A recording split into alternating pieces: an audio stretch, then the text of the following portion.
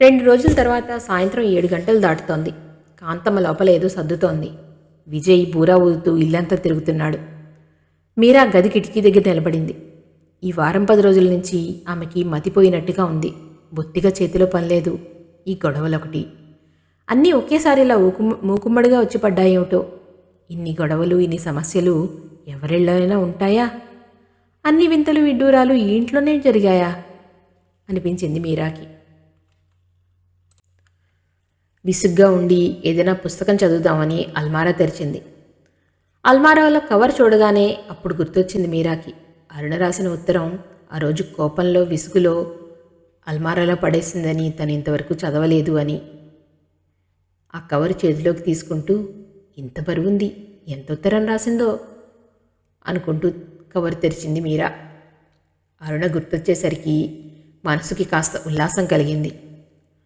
మంచం మీద కూర్చుంటూ కవర్లో ఒత్తుగా ఉన్న కాగితాలు విడదీసింది. మీరా అన్న సంబోధన చూడగానే ఉలిక్కిపడిన మీరా నిటారుగా అయింది. ముత్యాలు పేర్చినట్టుగా ఉన్న ఆ అక్షరాలు అరుణవి కావు. కాగితాన్ని వేళ్లతో నొక్కిపెట్టి అలాగే ఒళ్ళో పెట్టుకుంది. ఊపిరి బిగబట్టి పెదాలు బిగించి కొన్ని క్షణాలు అలాగే కూర్చుంది. అలా కూర్చోవడంలోనే మొదటి లైన్ వెంబడి మీరా కళ్ళు జరజరా పాకాయి. మీరా, నా మీద కోపంతో అసహ్యంతో దీన్ని పూర్తిగా చదవకుండానే ఓ అగ్గిపుల్ల గీసి తగలడతావేమో అని భయంగా ఉంది. కానీ అలా చెయ్యొద్దు అని ప్రార్థిస్తున్నాను. అలా చేశావు అంటే ఈ కాగితాలతో పాటే కొన్ని నిజాలు కూడా కాలిపోతాయి. అప్పుడు నేను బ్రతికినా చచ్చినా నీకు నీతో పాటు బాబుకి నేరస్తుడిగానే ఉండిపోతాను. అందుకని మరో మాటు వేడుకుంటున్నాను, దీన్ని పూర్తిగా చదవమని అన్న వాక్యాలను చదివాక మీరా కళ్ళు ఇంకా ముందుకు పరిగెట్టాయి.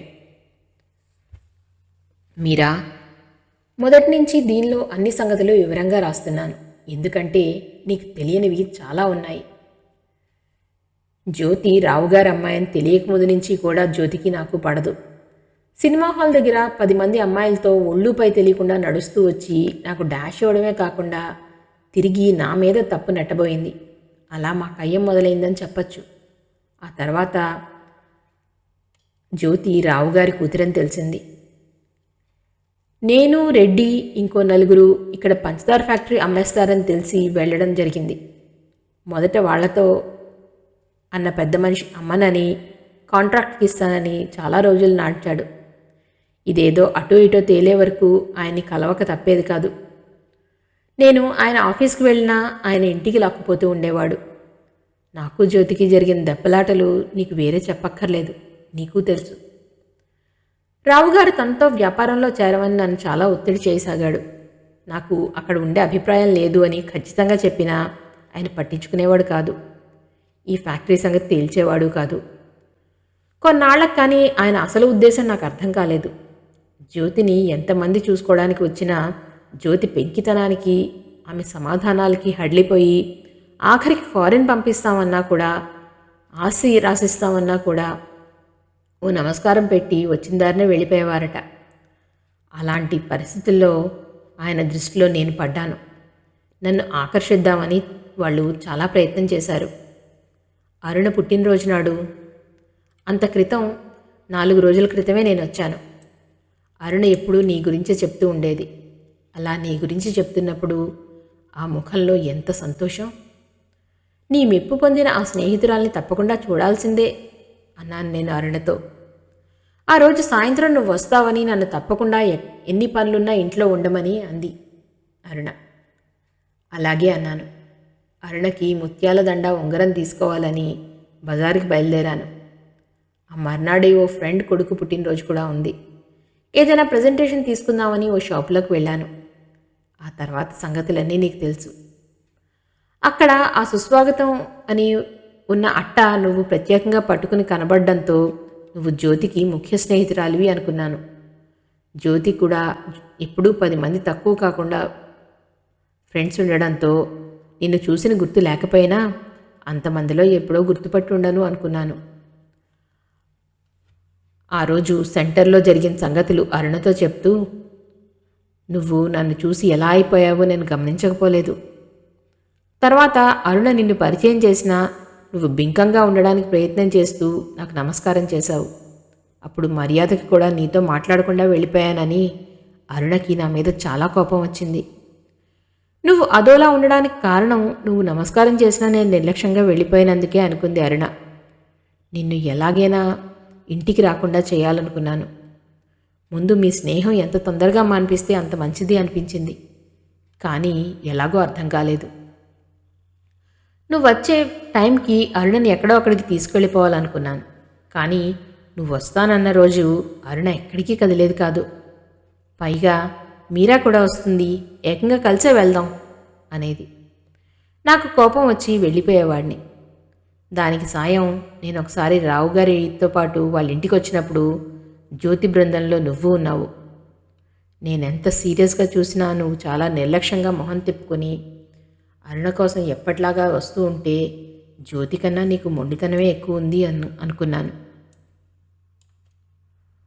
కానీ ఒక్కొక్కసారి కొన్ని చిత్రంగా జరుగుతూ ఉంటాయి. ఆ రోజు అరుణకి చీర తీసుకోవాలని నేను బజారుకి వచ్చాను. నువ్వు అప్పుడే చీరలు తీసుకుని వస్తున్నావులా ఉంది. నిన్ను చూస్తే అరుణకి ఎవ్వరూ గుర్తుండరు. నీతో మాట్లాడుతుంటే అరుణకి టైం తెలీదు. నాకు అలా నిలబడ్డానికి విసిగేసి 1-2 సార్లు మీ కేసు చూశాను. అప్పుడే నీ కేసు చాలా పరీక్షగా చూశాను. నీ రూపానికి ముగ్ధుడైన నేను ఆ నిర్లక్ష్యం పొగరే లేకపోతే అనుకున్నాను. వెంటనే నీ నుంచి చూపులు మరల్చుకున్నాను. ఆ తర్వాత నీపైన కోపం తెచ్చుకుందామన్నా వచ్చేది కాదు. ఆ మర్నాడే నువ్వు వచ్చి పైకి వస్తుంటే నన్ను చూసి రేలింగ్ని కరుచుకున్నట్లుగా నిలబడిపోయావు భయంగా నా కేసు చూస్తూ. నీ భంగిమ నాకు నవ్వు తెప్పించినా పైకి కనపడనీయకుండా కిందకి వెళ్ళిపోయాను. అలాగే అన్నయ్య కారు కొన్న రోజున నన్ను గదిలో చూస్తూనే పారిపోయావు. అరుణ నీ చెయ్యి పట్టుకుని బలవంతంగా తీసుకొచ్చింది. నాకేసి బెరుగ్గా చూశావు. అప్పుడు నాకు నవ్వొచ్చింది. ఆ తర్వాత అంత క్రితంలా నీ మాటలు వింటుంటే నాకు కోపం వచ్చేది కాదు, విసుగ్గా అనిపించేది కాదు. ఒకరోజు అరుణతో ఎవరో పళ్ళు లేని ఆవిడ్ని చీకట్లో చూసి దెయ్యం అనుకున్నానని నువ్వు అరుణతో చమత్కారంగా చెప్తుంటే పక్క గదిలో ఉన్న నేను కూడా నీ చమత్కారానికి నవ్వుకున్నాను. మళ్ళీ అదే సంగతి అరుణ చెప్తే రేపు నన్ను ఏ భూతానో అనుకుంటుందేమో అన్నాను నేను నవ్వు దాచేసుకుంటూ. అలా ఎప్పటికీ అనుకోదు అంది అరుణ. ఇలా నీ గురించి కోపంగానే నవ్వుతూనే మా ఇద్దరి మధ్య వాదన జరుగుతూ ఉండేది. నేను పరాగ్గా నీ గురించి ఆలోచిస్తున్నప్పుడు నా పక్క నుంచే నువ్వు నిర్లక్ష్యంగా చూస్తూ వెళ్ళినట్టు భ్రమపడి నవ్వుకునేవాడిని. అలాంటి రోజుల్లో ఓ రోజు జ్యోతిని తీసుకుని వచ్చావు. ముఖ్యంగా జ్యోతి గురించి రావుగారు కారులో దిగబెడతానన్నా 1-2 సార్లు బజార్లో కనిపించి మీ ఇల్లు ఎక్కడయ్యా అన్నా చెప్పకుండా దాటేశాను. అలాంటిది నువ్వు జ్యోతిని తీసుకురావడంతో నీ మీద మర్చిపోయిన కోపం రెట్టింపుగా వచ్చింది. అంత క్రితమే నేను ఇక్కడికి రాకుండా చేయనందుకు నన్ను నేనే నిందించుకున్నాను. ఏదో మైకల్లా కమ్మేసి నన్ను ఆ పని చేయనీలేదు అనుకున్నాను. మీరంతా ఏదో ప్లాన్లో ఉన్నారు అనుకున్నాను. ఓ రోజు అరుణని వదిన ఎవరింటికో పేరెంటానికి వెళ్ళమంది. ఆ రోజు నువ్వు వస్తావని అరుణకు వెళ్ళడం ఇష్టం లేదు. నువ్వు వస్తావనే మాట నా చెవుల్లో అమృతం పోసినట్లయింది. నీ ఫ్రెండ్ని సగౌరవంగా ఆహ్వానిస్తాను, నువ్వు వెళ్ళిరా అన్నాను నేను అరుణతో. దాంతో అరుణకి అనుమానం వేసి వెళ్ళనంది. మొత్తానికి అరుణని బెదిరించి బతిమాలి ఎలాగైతేనే పేరెంటానికి పంపించాను. వదిన వాళ్ళు కూడా ఎక్కడికో వెళ్ళే ప్రయత్నంలో ఉన్నారు. నువ్వు వచ్చేలోగా వాళ్ళు వెళ్ళిపోతే బాగుండు అనుకుంటూ కూర్చున్నాను. ఆ రోజు నీతో ఖచ్చితంగా ఇక ఇంటికి రావద్దని చెప్పేయాలనుకున్నాను. కానీ నేను అనుకున్నదంతా తలకిందులైంది. వదిన వాళ్ళు ముస్తాబులు నచ్చక మళ్ళీ లోపలికి వచ్చారు. వాళ్ళు తిరిగి వెడుతుంటే నువ్వు గేట్లోనే ఎదురుపడి వాళ్ళ దగ్గరే అరుణ లేదని విని వెళ్ళిపోయావు. నేను చాలా నిరాశ చెందాను. మంచి అవకాశం చేతికి చిక్కినట్టే చిక్కి జారిపోయినందుకు బాధపడ్డాను. నువ్వు వస్తే ఉండమని చెప్పలేదని ఆ రోజు అరుణకి నా మీద చాలా కోపం వచ్చింది. ఎలాగైనా నీకు బుద్ధి చెప్పాలనుకున్నాను. ఇద్దరి స్నేహం విడదీయాలంటే అది నీ వైపు నుంచే చేసుకురావాలనుకున్నాను. ఆ రోజు నేను తలనొప్పిగా ఉండి కాసేపు పడుకుందామని వచ్చాను. ఇంటికి వస్తే నువ్వు, జ్యోతి, అరుణ ఇల్లు ఎగరగొట్టేస్తున్నారు. ఎప్పుడూ ఇంట్లో అంత నిశ్శబ్దంగా ఉండే అరుణ నిన్ను చూస్తూనే అలా పరవశించిపోవడం నేను సహించలేకపోయేవాడిని. అరుణ అసలే అమాయకురాలు, ఎవరేమనుకుంటారో అని భయపడే మనిషి. ఇలాగే అరుణను మీ ముఠాలో చేర్చేస్తావేమో అనిపించింది. కోపంగా, విసుగ్గా వెంటనే ఇంట్లోంచి వెళ్ళిపోయాను. మళ్ళీ నేను ఇంటికి వచ్చేసరికి ఇల్లు చాలా నిశ్శబ్దంగా ఉంది. మీరు వెళ్ళిపోయారనుకున్నాను.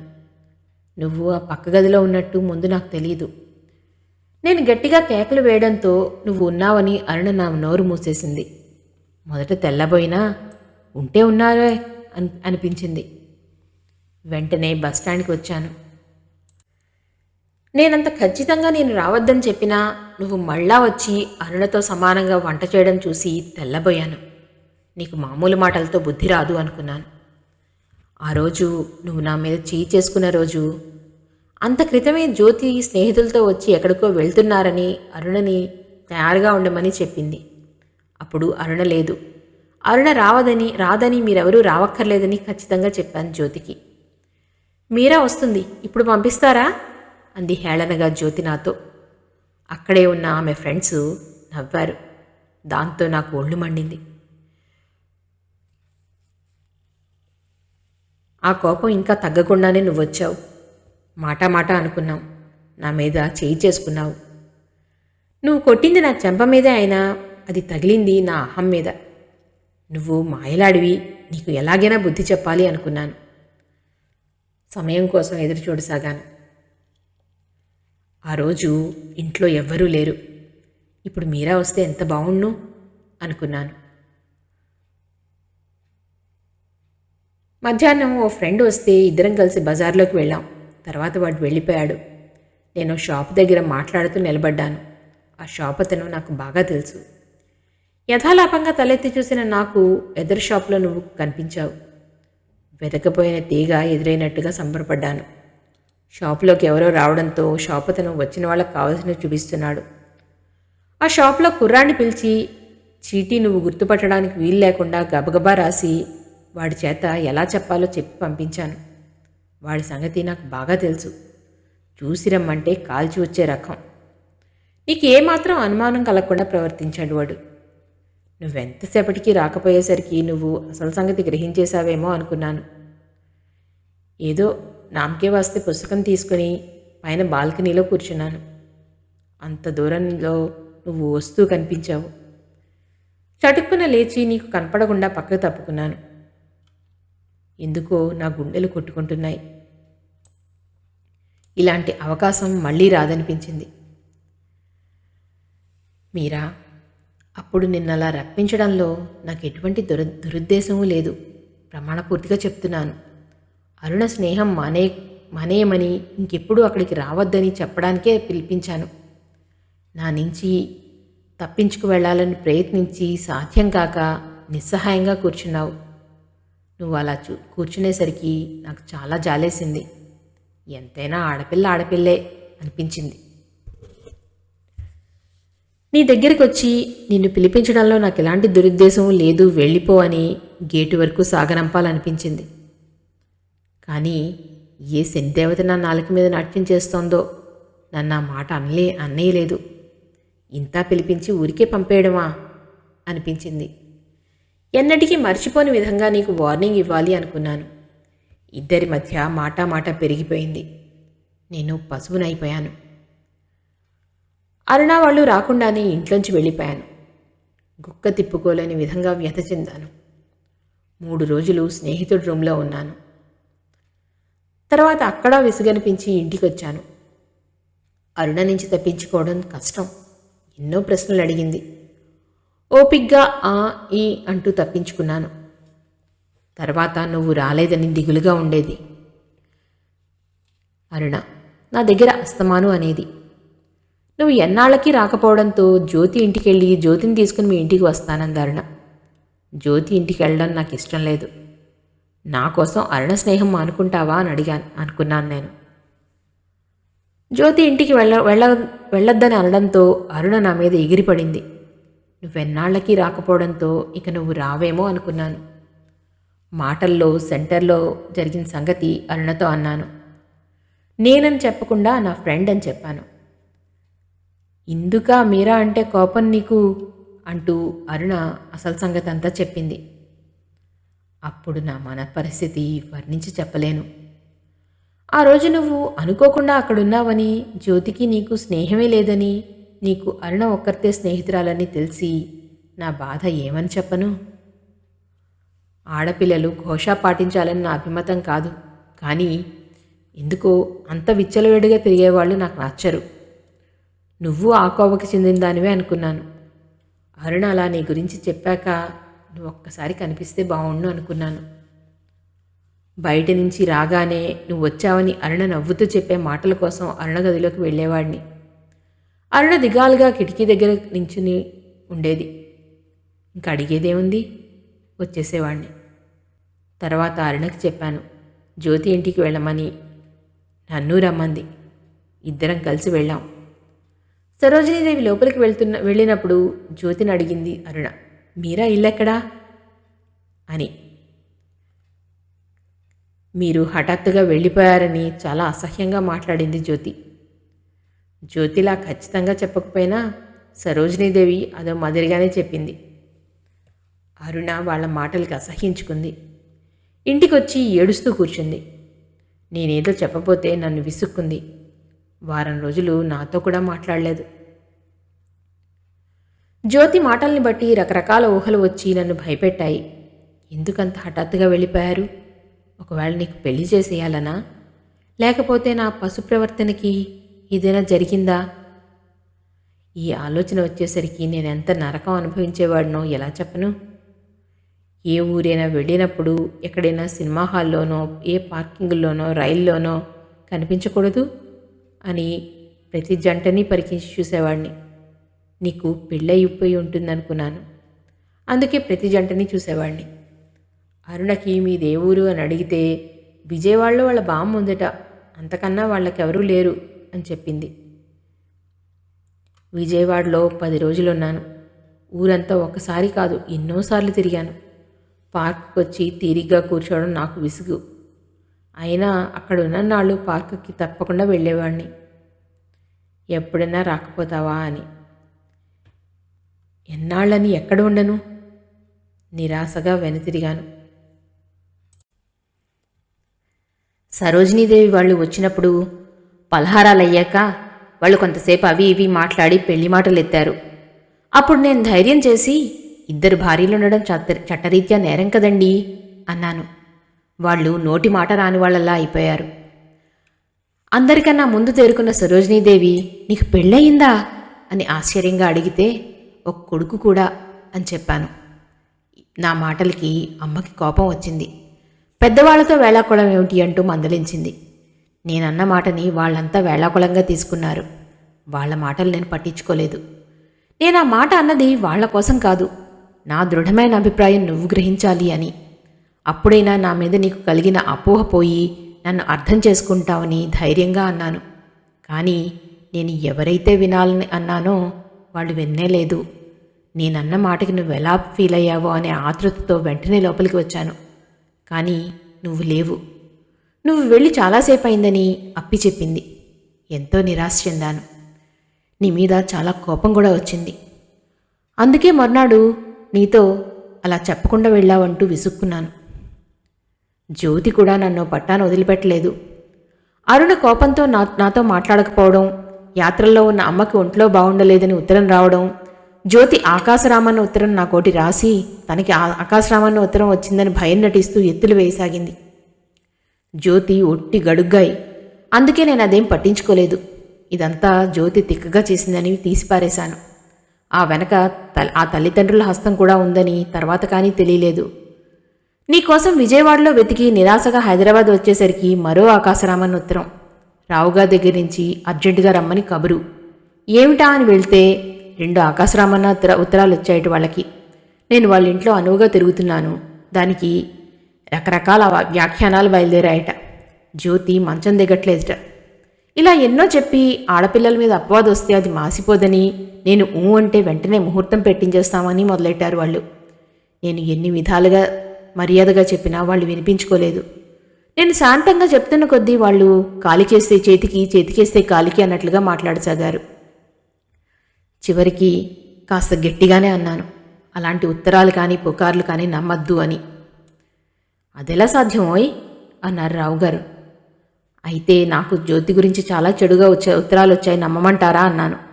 దాంతో ఇద్దరి నోటికి తాళం పడింది. కానీ నన్ను తరచూ బాధిస్తూనే ఉండేవారు. మీరా, ఆ రోజు నిన్ను ఇక్కడ చూసి ఎంత ఆశ్చర్యపోయానో, ఎంత ఆనందించానో నీకు తెలీదు. తర్వాత నీ పరిస్థితికి నేనే కారణమని ఎంత కుమిలిపోయానో కూడా నీకు తెలీదు. నీతో మాట్లాడబోతే నువ్వు ఆ అవకాశమే ఇవ్వలేదు. అరుణ వచ్చాక అన్నీ సర్దుకుంటాయని ఆశించాను. అది జరగలేదు. ఆ రోజు హాస్పిటల్ దగ్గర బాబుని చూసిన రోజు నా పరిస్థితి వర్ణనాతీతం. నీతో మాట్లాడబోతే కఠినంగా శాసించావు. ఒక్కొక్కసారి అరుణకి అంతా చెప్పేద్దామా అనిపించేది. అసలే కోపంలో ఉన్న నువ్వు ఏ అఘాయిత్యానికి ఒడికడతావో అని భయపడి ఊరుకునేవాడిని. మీరా, మొదటి నుంచి జరిగిందంతా వివరంగా ఇందులో రాశాను. మొదట నీ మీద నాకెలా కోపం ఉండేదో కూడా దాచకుండా రాశాను. నీకు ఇష్టమైతే నువ్వు అంటే సంతోషంగా నిండు మనసుతో ఈ చివరి నుంచి చేతులు చాచి నిన్ను అందుకోవడానికి సిద్ధంగా ఉన్నాను. నువ్వు నన్ను క్షమించలేకపోతే నేను తప్పుకోవడానికి కూడా సిద్ధంగా ఉన్నాను. నేను తప్పు చేసింది నేను, శిక్ష కూడా నేనే అనుభవించాలి. మావయ్య నీ గురించి ఎంత బాధపడుతున్నాడో నీకు తెలియకపోవచ్చు, కానీ నాకు బాగా తెలుసు. నా గురించి పెద్దవాళ్ళని, వాళ్ళ మనసుల్ని బాధ పెట్టద్దని కోరుతున్నాను. ఇక్కడికి రావడానికి నువ్వే సుముఖంగా లేవని విన్నాను. ఇక్కడ అమ్మ మావయ్య ఎందుకో అనుకుంటున్నారు, కానీ కారణం నాకు తెలుసు. అది నా గురించే అని. అదే నిజమైతే నేను తప్పుకుంటాను. అన్నీ తెలిసి ఇవన్నీ రాయడం ఎందుకు అని నువ్వు అనుకోవచ్చు. రేపు సాయంత్రం వరకు నా అదృష్టాన్ని పరీక్షించుకుందామని. నువ్వు బాబుని తీసుకుని రాకపోతే ఇక నాకు ఆ అదృష్టం లేదని, నువ్వు వేసిన శిక్షను సంతోషంగా భరిస్తాను. నా ప్రయాణం ఏర్పాట్లు చేసుకుంటాను. ఎప్పటికీ తిరిగి రాకుండానే ఉండాలనే ప్రయత్నంలోనే వెళ్తాను. కానీ అమ్మని ఈ వయసులో బాధ పెట్టాలి. అమ్మ నన్ను క్షమిస్తుందిలే, నాకు ఆ నమ్మకం ఉంది. అంతా వివరంగా ఎందుకు రాస్తున్నానంటే అమ్మని ఒక్క నా పెళ్లి విషయం తప్ప ఇంకే విషయంలోనూ బాధ పెట్టలేదు నేను. ఎప్పుడైనా అమ్మని చూడ్డానికి వస్తే ఆ ఇంటికి వచ్చే వాళ్ళల్లో ఒకడిగా నన్ను భావించి అసహ్యించుకోకుండా, ఆదరించకపోయినా విసుక్కోకుండా గుప్పెడన్నం నా చేతిలో పెట్టమని వేడుకోవడం మాత్రమే చేస్తాను. అసలు సంగతి రాయడం మర్చిపోయాను. నేను నీ కనుచూపు మేరకి కనిపించకుండా, అసలు ఎప్పటికీ కనిపించకుండా వెళ్ళిపోతే నీకు ఇక్కడ ఉండడానికి అభ్యంతరం ఉండదనుకుంటాను. ఇలా రాస్తున్నందుకు మరోలా అనుకోవద్దు. నీకు నమ్మకం కుదరడానికి వివరంగా రాయాల్సి వచ్చింది. నువ్వు ఇక్కడికి వచ్చిన దగ్గర నుంచి నువ్వంటే అమ్మకి వల్లమాలిన అభిమానం. ఇప్పుడు అసలు చెప్పనే అక్కర్లేదు. నీ గురించి అమ్మ చాలా బాధపడుతోంది. అమ్మ అంటే నీకు ఎంత గౌరవమో అభిమానమో నాకు తెలియనివి కావు. అందుకని మీరా, నిన్ను బాబుతో కలిసి ఇక్కడే ఉండమని ప్రార్థిస్తున్నాను. నువ్వు దగ్గరుంటే నేను లేని లోటు అమ్మకి చాలా వరకు తగ్గుతుంది. దయచేసి నా ఈ కోరికను తిరస్కరించొద్దని మరోసారి ప్రార్థిస్తున్నాను. మీరా, నన్ను క్షమించగలిగితే రేపురా. క్షమించకపోతే, అది నీ వల్ల కాకపోతే నేను 4 రోజుల్లో వెళ్ళిపోతాను. నేను వెళ్లేలోగానే రమ్మని అడుగుతున్నాను. బాబు ఈ ఇంట్లో తిరుగాడుతుంటే చూడాలనే కోరికను చంపుకోలేకుండా ఉన్నాను నేను. అయినా నేను వెళ్లేలోగా నీకు ఒక ముఖ్యమైన సంగతి కూడా చెప్పాలి. అక్కడికి వచ్చి నీతో మాట్లాడడానికి వీలుండదు. ఎవరికైనా అనుమానం రావచ్చు. అందుకే నేను వెళ్లేలోగా రావడం మర్చిపోవద్దు. శేఖరం. ఉత్తరాన్ని చదివిన మీరా కాగితాలు అలాగే చేత్తో పట్టుకుని ఉండిపోయింది. చీకటి పడిపోయింది. చీకట్లో కూర్చున్నావేం మీరా అంటూ అక్కడికి వచ్చిన కాంతమ్మ లైటు వేసింది. మీరా ఉలిక్కిపడి చప్పున కాగితాలు పక్కన పెట్టుకుంటూ లేచి నిలబడింది. కూతుర్ని అదివరకులా అలా ఉన్నావే అనే ధైర్యం కాంతమ్మలో లేదిప్పుడు. అసలు ఈ వారం 10 రోజులుగా కూతుర్ని పలకరించడానికే భయపడుతోందావిడ. కూతుర్ని పలకరించాలని వచ్చి కూడా మొహం గంటు పెట్టుకున్న కూతుర్ని మాట్లాడించే ధైర్యం లేక అక్కడి నుంచి వెళ్ళిపోయింది ఆవిడ. శేఖరన్ రాసిన ఉత్తరం మరోమారు చూసి కవర్లో పెట్టింది మీరా. మొదట గుండెలు కొట్టుకుంటుంటే మొదటి లైన్ మీద నిలిచిన మీరా కళ్ళు తనకి తెలియకుండానే ఆ ముత్యాల బారుల వెంట పరిగెత్తాయి. అంతా పూర్తిగా చదివేసరికి మీరాకి అయోమయంగా అనిపించసాగింది. అరుణే ఏదో రాసుంటుంది తనకి అనుకుంది తను. తనకెలా తెలుసు అంటే, తనకేం తెలుసు అంటే అతను రేపో ఎల్లుండో. ఇక ఆ పైన ఆలోచించలేకపోయింది మీరా. విజయ్ దగ్గరికి వస్తే వాడిని గుండెలు కదుముకుని నిశ్శబ్దంగా రోధించసాగింది. అలా ఎంతసేపు ఏడుస్తూ కూర్చుందో. ఆ రాత్రి ఎంత బతిమాలినా భోజనం చేయలేదు మీరా. మీరా పరిస్థితిని ఇంకోలా ఊహించుకున్న కాంతమ్మ నీకిష్టం లేనిదే ఏమీ జరగదు అంటూ వాగ్దానం చేసినట్టుగా అంది. మీరా దేనికి మాట్లాడలేదు. ఆ రాత్రి మీరాకి నిద్రన్న మాటే లేదు. పలు రకాలుగా ఆలోచించింది. అంతరాత్మకి మనసుకి ఘర్షణ జరిగింది. ఇప్పుడు అంతరాత్మదే పైచేయి, అదే గెలిచింది. శేఖరం రాసిన గడువు గుర్తొచ్చేసరికి మీరా గుండె ఆగిపోయినట్టయింది. భగవంతుడు నన్ను ఎందుకు ఇలా పరీక్షిస్తున్నాడు?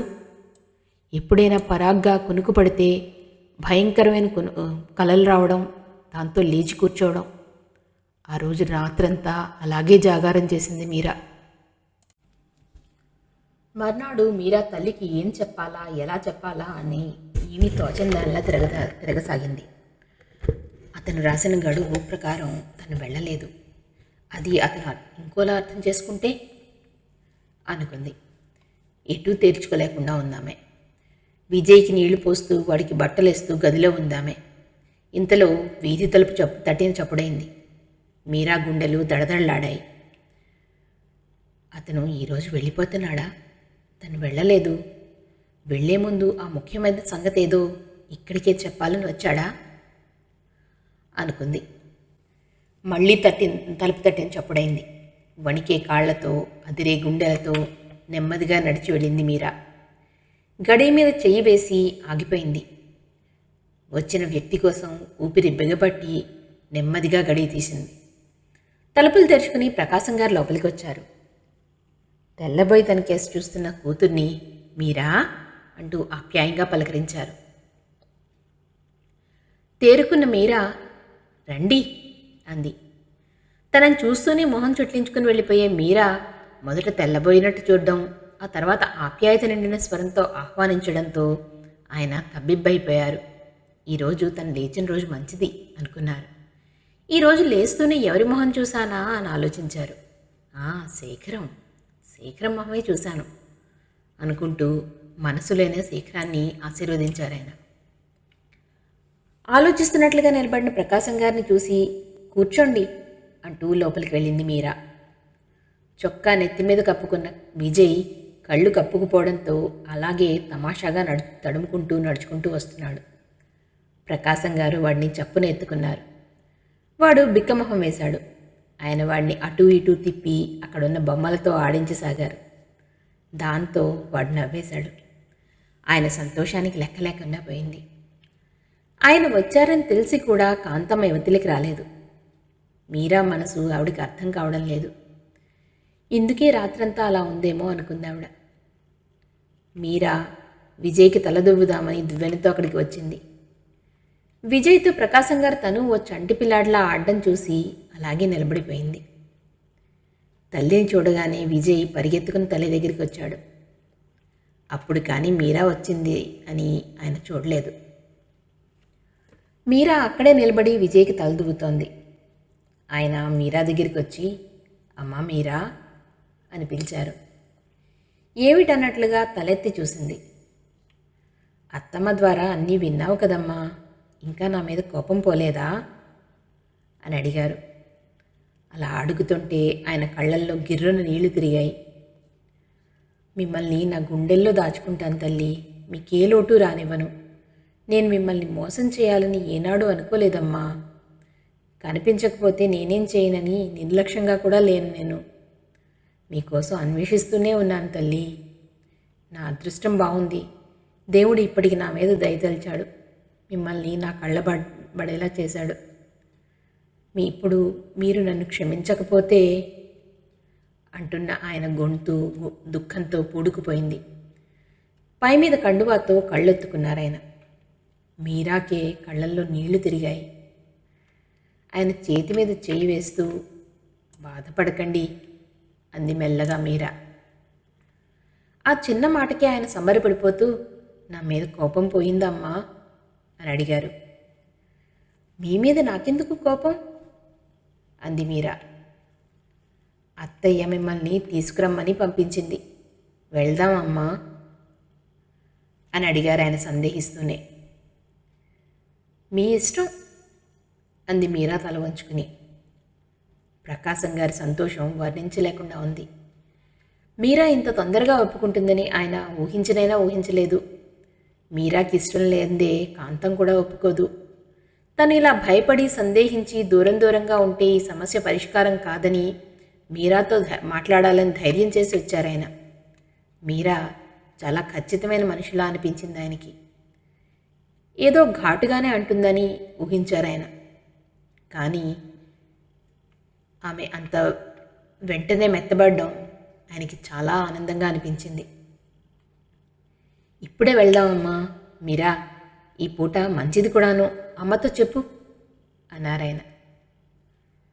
మీరు చెప్పండి అని గదిలోకి వెళ్ళిపోయింది మీరా. ప్రకాశం గారు కాంతం దగ్గరగా వెళ్ళి, కాంతమ్మ, మీరా నన్ను క్షమించింది, అక్కడికి రావడానికి ఒప్పుకుంది, తొందరగా తెములు అన్నారు. కాంతమ్మ నమ్మలేనట్లుగా చూసింది.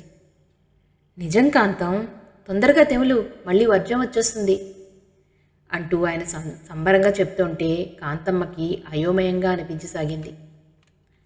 ఆవిడ మీరా దగ్గరికి వచ్చింది. మీరా అల్మారా దగ్గర నిలబడి ఉంది.